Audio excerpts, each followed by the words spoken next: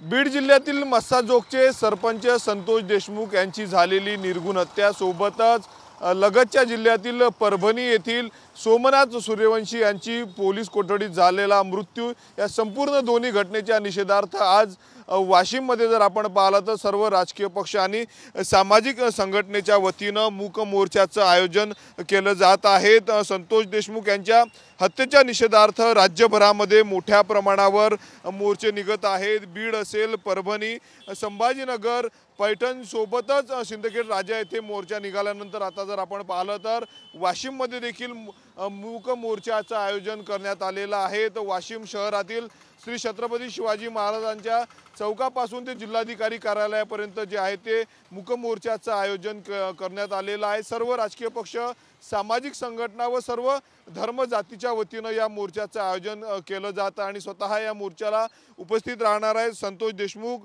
यांचे बंधू जे आहेत ते धनंजय देशमुख या मोर्चामध्ये सहभागी होणार आहेत। आपण जर बघितलं तर ठिकठिकाणी मोर्चे निघत आहेत। ज्या पद्धतीने संतोष देशमुखांची निर्घृण हत्या झालेली आहे, अमानुष हत्या झाली आणि त्याच्या निषेधार्थ हे संपूर्ण मोर्चे निघत आहेत। हत्या करणाऱ्या गुन्हेगारांना जे आहे ते तातडीने अटक करून एक गुन्हेगार आणखी आहे त्याला अटक करावी आणि सोबतच फाशीची शिक्षा द्यावी या मागणीसाठी जे आहे त्या मोर्चाचं आयोजन करण्यात आलेलं आहे।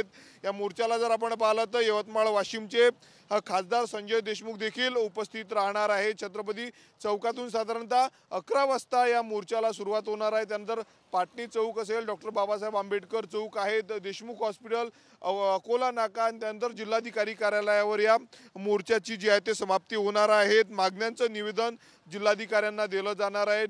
वाशिम शहरात जर आपण पाहिलं तर या मोर्चासाठी जे आहे ते ठिकठिकाणी होर्डिंग्स लागलेले आहेत। खास करून यावर जर आपण पाहिलं तर माणुसकीची हत्या अशा आशयाचं कॅप्शन या ठिकाणी देण्यात आलेलं आहे। ज्या पद्धतीनं संतोष देशमुखांची हत्या झाली त्यानंतर अवघा महाराष्ट्र आढळलेला आहे। जवळपास 1 महिना उलटलेला आहे हत्येला आणि त्यानंतरही एक आरोपी जो आहे तो कृष्ण आंधळे आरोपी अजूनही मोकाट आहे। त्या आरोपीला अटक करावी। सोबतच जर आपण पाहिलं तर वाल्मिक कराडवर देखील गुन्हे दाखल झाले पाहिजे या हत्या प्रकरणात अशी देखील मागणी संपूर्ण आंदोलकांची आहे।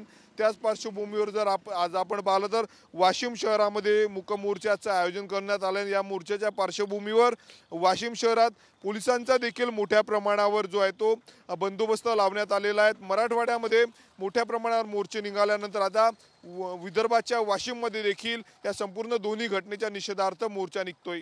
कॅमेरामन अनिकेत दहातोंडेसह मी स्वप्नील उमाप, TV9 मराठी, वाशिम।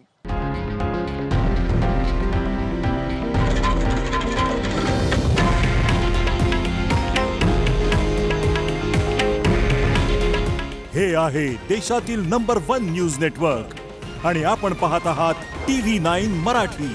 काळजी तुमची, हित महाराष्ट्राचं।